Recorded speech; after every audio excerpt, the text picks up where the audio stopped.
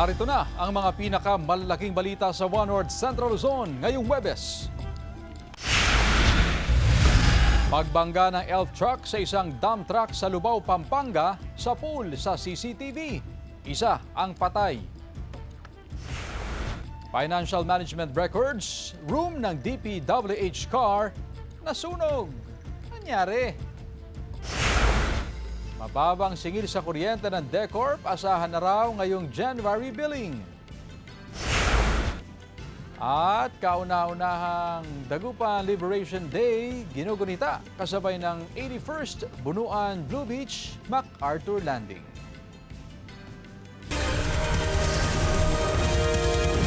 Ito ang GMA Regional TV, One North Central Luzon. Magandang hapon, ako si Chris Zuniga.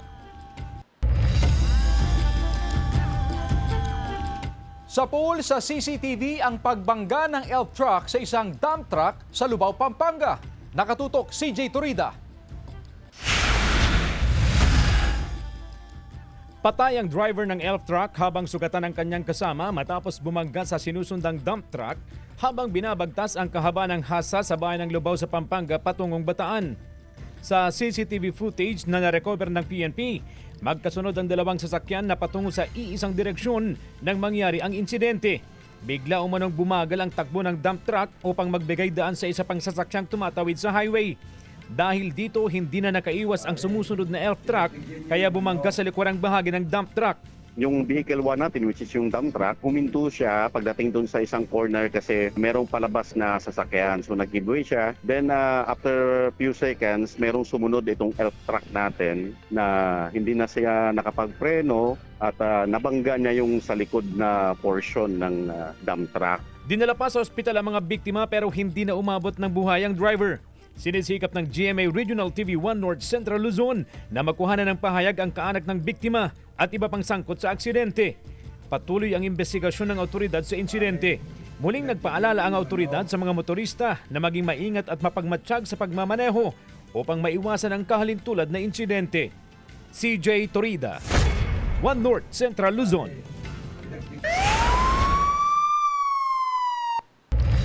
Nasunog ang Financial Management Records room ng DPWH Cordillera. Balitang tinutukan ni Sandy Salvacio.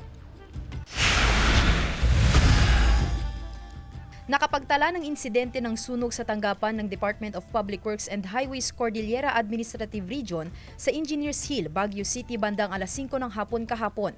Ayon sa Baguio City Fire Station, nagsimula ang sunog sa Financial Management Records Room ng tanggapan na may tinatayang lawak na humigit kumulang 1 square meter. Tumagal ang sunog ng mahigit 40 minuto. Tinatayang nasa 35,000 pesos na halaga ng mga gamit ang nasira sa sunog. Wala namang naiulat na nasugatan sa insidente. Hindi muna naglabas ng karagdagang detalye ang BFP habang nagpapatuloy ang kanilang investigasyon. Under investigation pa rin po yung status niya, ma'am. Gather muna tayo ng mga evidence at saka mga samples for analysis. Base sa report ng BFP sa LGU, isang utility worker ang nakapansin sa usok na nagmumula sa record section. Sinubukan din nilang apulahin ang sunog gamit ang fire extinguishers bago dumating ang mga bombero. Sa isang pahayag na inilabas ng DPWH Cordillera, mahigpit na nakikipag-ugnayan ang ahensya sa BFP at sa Baguio City LGU para sa masusing investigasyon sa insidente. Sandy Salvacio, 1 North Central Luzon.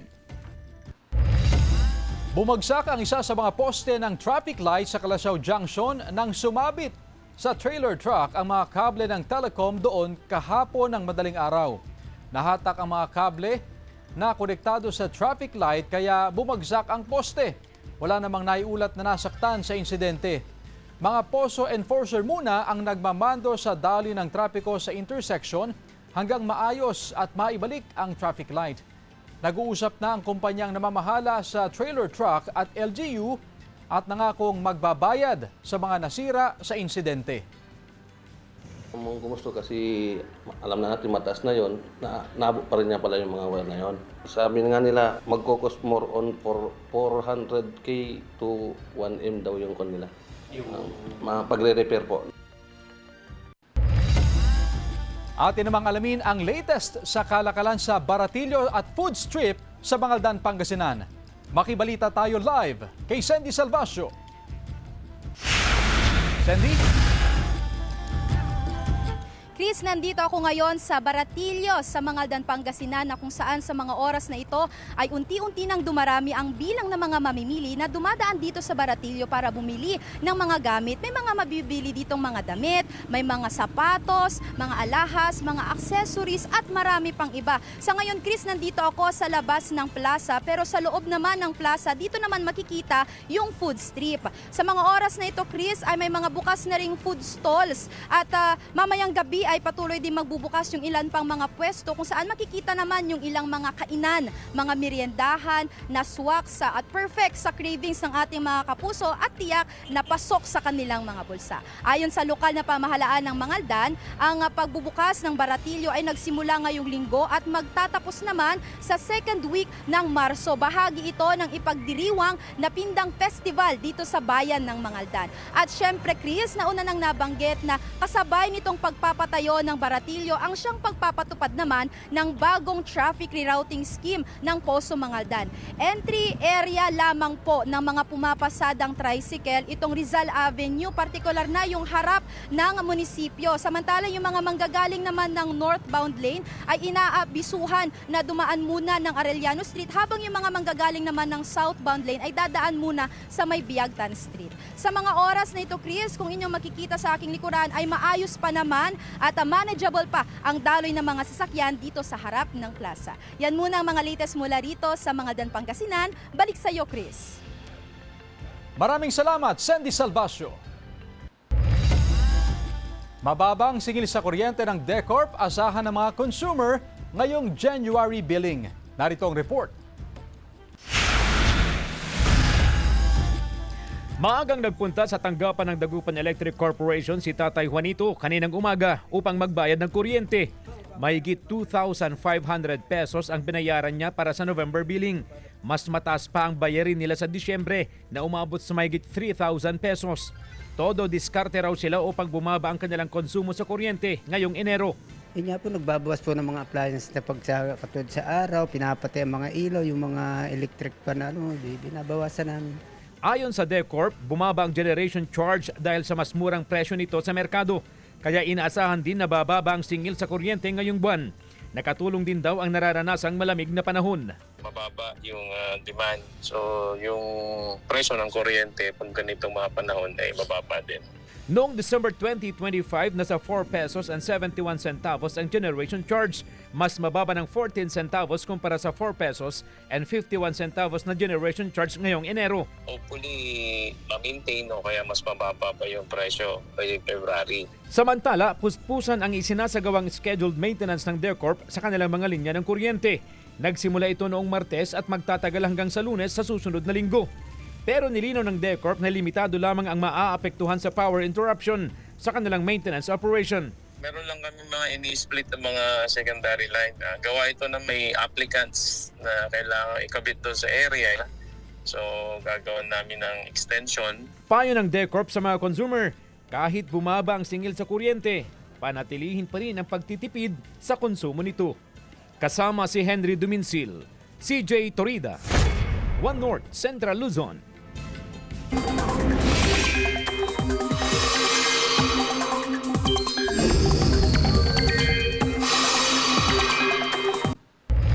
Mga kapuso, bahagyang lumakas ang bagyong Ada at nadagdagan na rin ang mga lugar sa ilalim ng wind signal.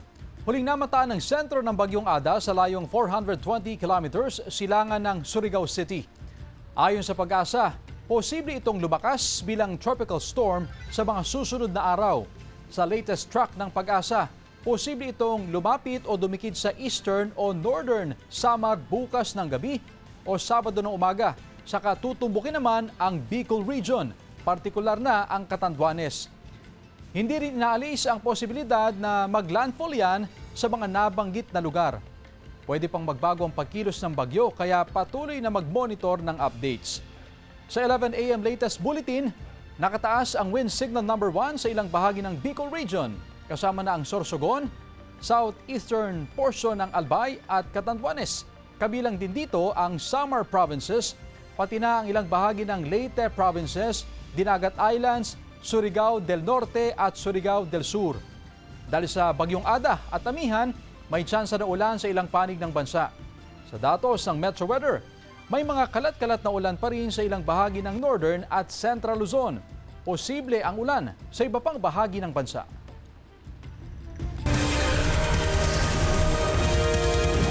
Ito ang GMA Regional TV 1 North Central Luzon.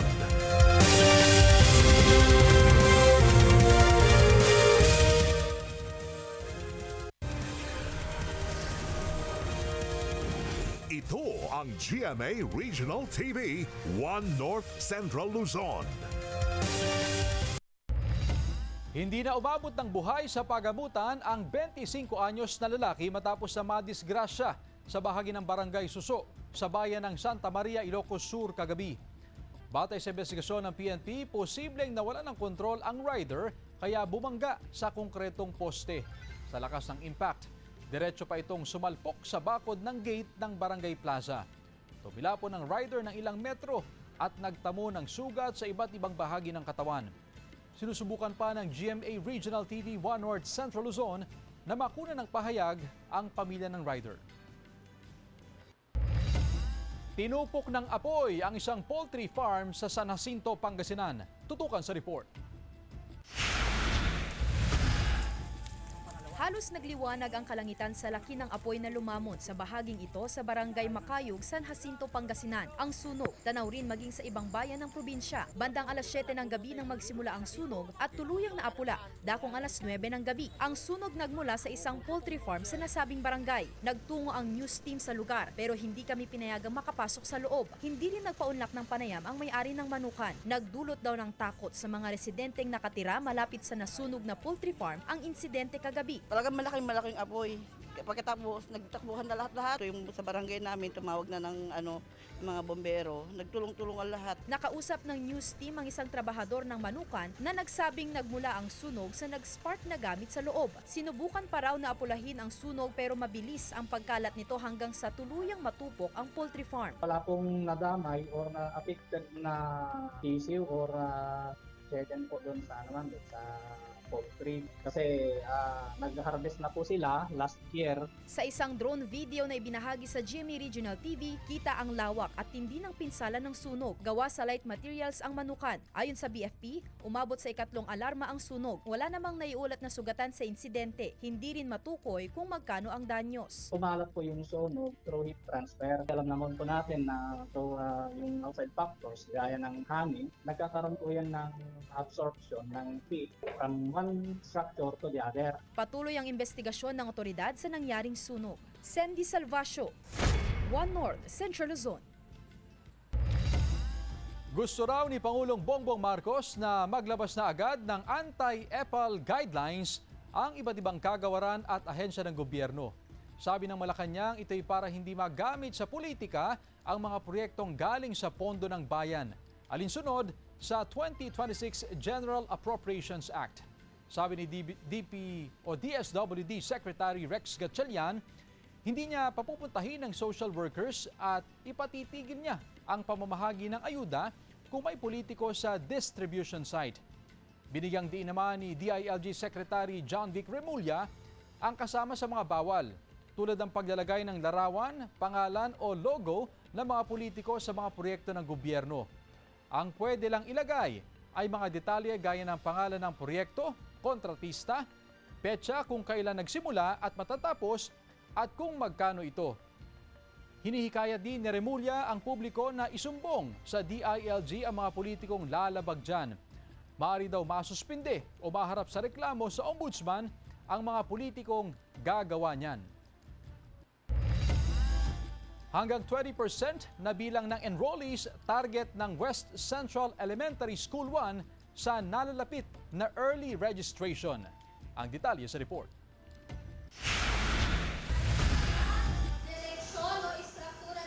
Mahigit 2 buwan na lang uusad na sa susunod na grade level ang mga grade 1 pupil ni Teacher Lizalyn. Mixed emotions daw. Masaya dahil aakyat na sila sa grade 2. Pero malungkot din kasi mamimiss din daw niya ang mga batang inalagaan at tinuruan sa loob ng 10 buwan. Handa na raw ang pamunuan ng West Central Elementary School 1 na tumanggap ng mga papasok sa grade 1 sa isasagawang early registration ng DepEd. Magsisimula ito sa Enero 31 at magtatapos sa Pebrero 26 base sa DepEd calendar. Target daw ng pamunuan ng West 1 na tumaas ang bilang ng kanilang enrollees sa Kinder, Grade 1, Grade 7 at Grade 11. Ang tinatarget namin ay siguro 10 to 20% yung increase. Kasi may special science ang West Central kaya sigurado tataas ito. Tiniyak ng pamunuan ng paaralan na bubusisiing mabuti ang mga requirement upang walang makalusot na underage lalo na sa mga magpapalista sa Kinder. Bukod sa birth certificate, requirement din sa mga papasok sa Grade 1 ang Early Childhood Development o ECD checklist na nagpapatunay na dumaan siya sa Kinder. Ang mayroong system, learners, LIS, Learners Information System, ang DepEd kung saan ini-enroll lahat ng mga bata. Dito, nadidetect ng DepEd yung ini-enroll mo kasi nakalagay yung birth date ng bata. Handa na rin daw ang mga guro sa isasagawang early registration.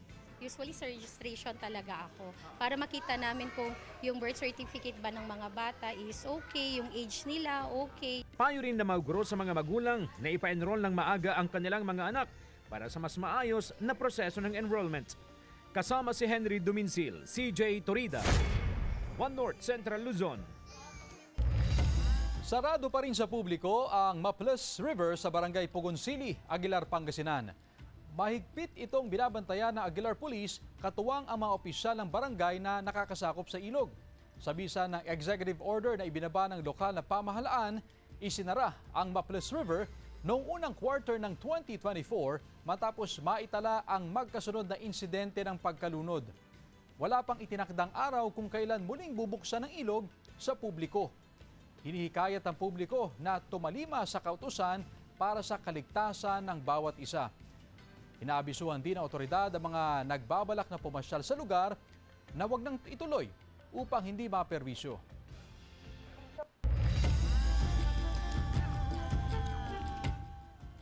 Samantala, 17 anyos na binatilyo na tubong Mangaldan, Pangasinan, hindi makapagsalita matapos tubuan ng bukol sa leeg. Narito ang report. Masipag at matulungin. Ganito ilarawan si Salvador Macaraeg Jr. o Eloy ng kanyang pamilya noong siya ay malakas pa. Ngayon, ganito na ang kalagayan ng 17 anyos na binatilyo na nananatili sa kanilang bahay sa Mangaldan, Pangasinan, butot balat, hindi na makapagsalita at hirap makagalaw dahil sa iniindang sakit. Tinubuan ng malaking bukol sa leeg si Eloy at hirap na rin siyang huminga. Kinailangang butasan ang leeg ni Eloy upang doon huminga. Ayon sa magulang, pansamantalang tumigil sa pag-aaral si Eloy upang tumulong sa gastusin at nagtrabaho sa Abra bilang taga-deliver ng tuyo. 2 buwan pa lang ang nakalilipas, umuwi na siya sa Pangasinan nang may dinadaing na bukol sa leeg. Yan, sabi ko nga sa kanya malakas sana ng katawan niya tapos kanya yung mga tumutulong ng magandang kalooban. Tulungan niyo kami sana. Ayun lang pag-asa ko sa inyo po. Ayun lang po. Ayon sa kapatid ni Eloy, cancer ang diagnosis ng doktor sa bukol, bagay na ikinatatakot ngayon ng pamilya. Yung pinakamatakot na mangyari namin na yung hindi na siya magagamot.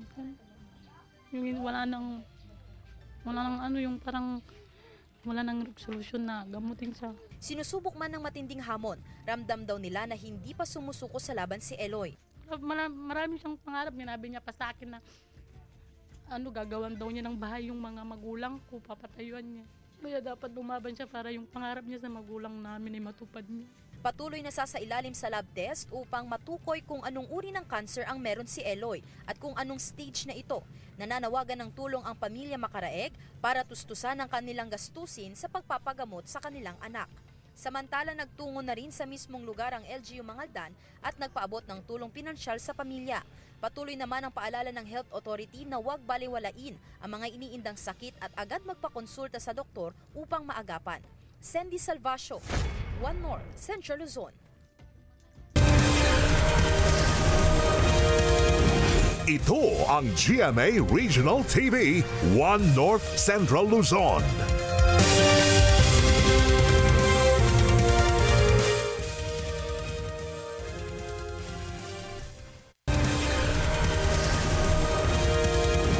Ito ang GMA Regional TV 1 North Central Luzon.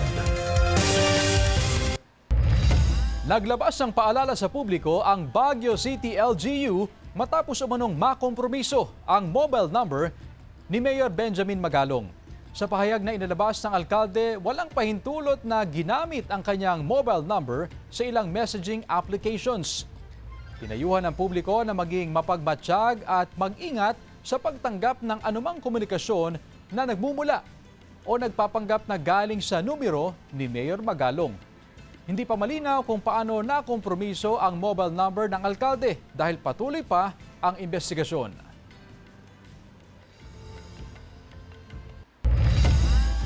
Kauna-unahang Dagupan Liberation Day, ginugunita kasabay ng 81st Bunuan Blue Beach MacArthur Landing.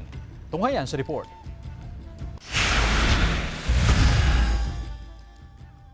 Ito ang lumang larawan ng Home Economics Building ng West Central Elementary School 1 sa Dagupan City na itinayo noong 1930s. Dito tumuloy ang Allied Forces ng mga Pilipino at Amerikano na pinangunahan ni General Douglas MacArthur na nagipagdigma sa mga Hapon noong panahon ng World War II. Sa kauna-unahang pagkakataon, ginunita ng lokal na pamahalaan ngayong araw ang Dagupan Liberation Day kasabay ng ika-81 anibersaryo ng MacArthur Landing sa Bunuan Blue Beach noong January 1945. January 9, naglanding siya ng 2 o'clock. Pupunta sana siya sa Dagupan, pero sira yung tulay dyan sa may Daul area. So bumalik siya. So nag-stay pa siya dun sa USS Boise na nakadock sa Bunuan. Ito na ang HE Building ngayon na tinatawag na ring MacArthur Building. Sumailalim sa rehabilitasyon noong 2018 hanggang 2020 sa pangunguna ng National Commission for Culture and Arts at pakikipagtulungan ng DepEd. Hindi ginalaw ang orihinal na istruktura nito pero pinalitan ang mga bahagi na sira na o hindi na ligtas gamitin. Buo pa sa loob ng gusali ang kwartong tinulugan ni General MacArthur, pati ang bathtub na ginamit noon ng General. Now on the 13th ng January, ilang days after nung landing niya, he moved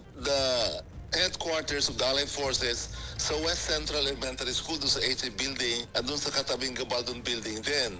January 15, 1945, nang makapagsettle na ang Allied Forces, nagtipon-tipon ang mga taga-Dagupan upang ipagdiwang ang tinawag nilang Liberation Day, ang paglaya mula sa pananakop ng mga Hapon. Hindi lang ito makasaysayan para sa Dagupan, kundi sa buong bansa. Kasi ito yung liberation of Luzon, dito nagumpisa sa Pangasinan. Pag wala itong liberation na ito na nangyari, hindi tayo magkakaroon ng independence. Dahil sa nakamit na kalayaan, nagkaroon din daw ng lakas ng loob ang mga lider ng Dagupan upang isulong ang pagiging lungsod nito na nakamit noong 1947.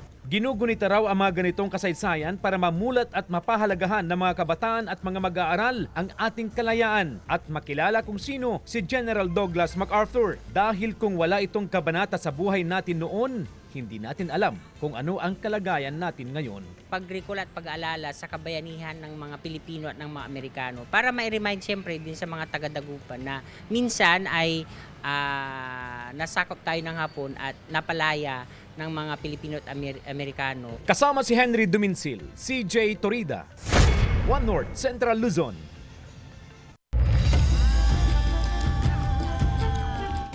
Halos mahalo na sa buhangin ang sandamakmak na patay na hipon sa dalampasigang yan sa Scotra, Yemen. Nangyari yan sa Ditwa Nature Reserve. Ayon sa mga taga roon, first time itong nangyari sa kanilang lugar. Hiling ng mga residente sa mga otoridad, imbestigahan ang sanhi ng pagkamatay ng napakaraming hipon na itinuturing na banta sa supply ng labang dagat doon.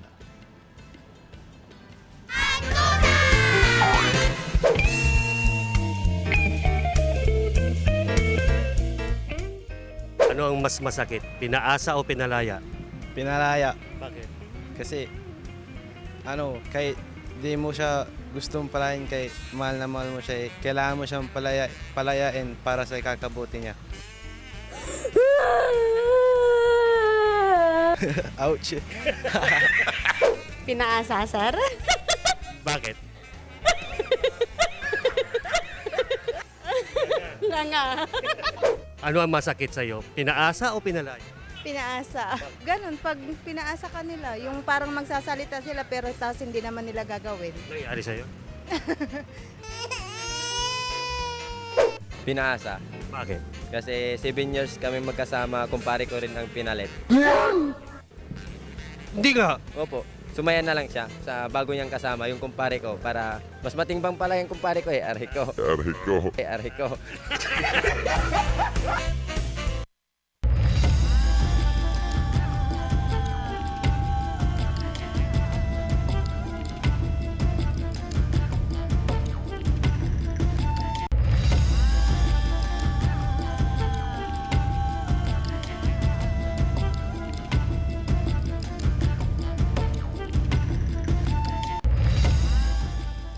Samantala, mapapanood niyo po ang episode na ito at iba pang pinakahuling lokal na balita sa official website ng GMA Regional TV, www.gmaregionaltv.com.